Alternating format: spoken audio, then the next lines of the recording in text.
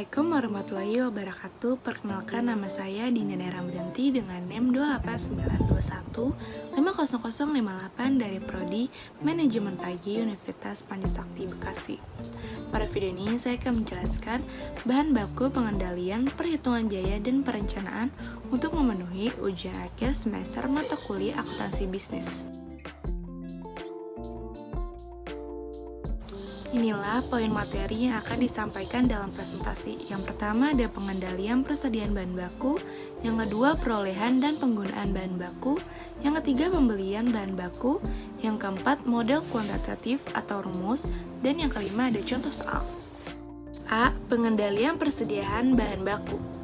Pengawasan bahan adalah suatu fungsi terkoordinasi di dalam organisasi yang terus-menerus disempurnakan untuk meletakkan pertanggungjawaban atas pengelolaan bahan baku dan persediaan pada umumnya, serta menyelenggarakan suatu pengendalian internal yang menjamin adanya dokumen dasar pembukuan yang mendukung sahnya suatu transaksi yang berhubungan dengan bahan. Pengawasan bahan meliputi pengawasan fisik dan pengawasan nilai atau rupiah bahan.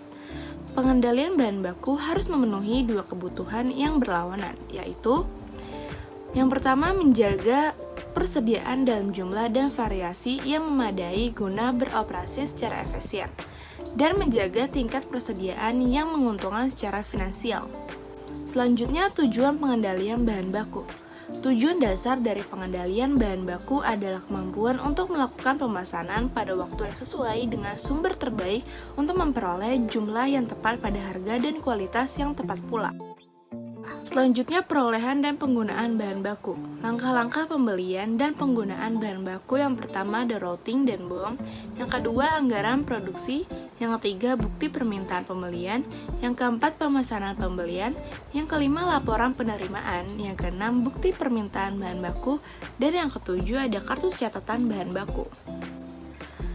Yang C. Pembelian bahan baku dilakukan oleh Departemen Pembelian. Tugas Departemen Pembelian yang pertama ada menerima bukti permintaan pembelian atas bahan baku, perlengkapan, dan peralatan. Yang kedua, menyimpan informasi mengenai sumber pasokan, harga, dan jadwal penggapalan serta pengantaran. Yang ketiga, membuat dan menempatkan pesanan pembelian serta mengatur pelaporan di antara Departemen Pembelian, Departemen Penerimaan, dan Departemen di Akuntansi. Selanjutnya, formulir pembelian, yaitu ada bukti permintaan pembelian dan pemesanan pembelian. Yang D. Model kuantitatif. Merencanakan kebutuhan bahan baku.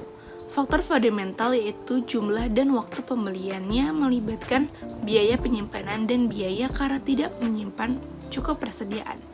EOQ atau Economic Order Quantity adalah jumlah persediaan yang dipesan pada suatu waktu yang meminimalkan biaya persediaan tahunan.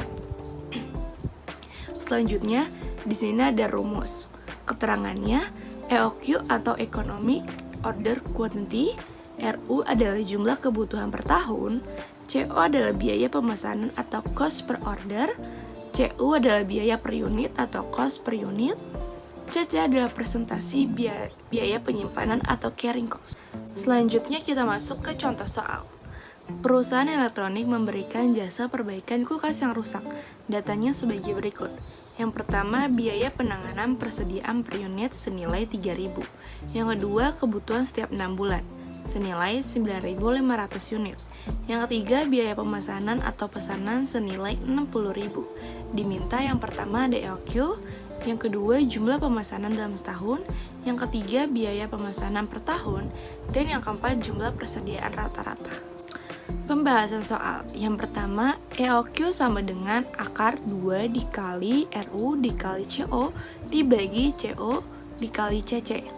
EOQ sama dengan akar 2 dikali 2 dikali 9.500 dikali 60.000 dibagi 3.000. Kenapa 2-nya ada 2? Yaitu karena kebutuhannya setiap 6 bulan. Jadi 6 dikali 2 sama dengan 12 bulan.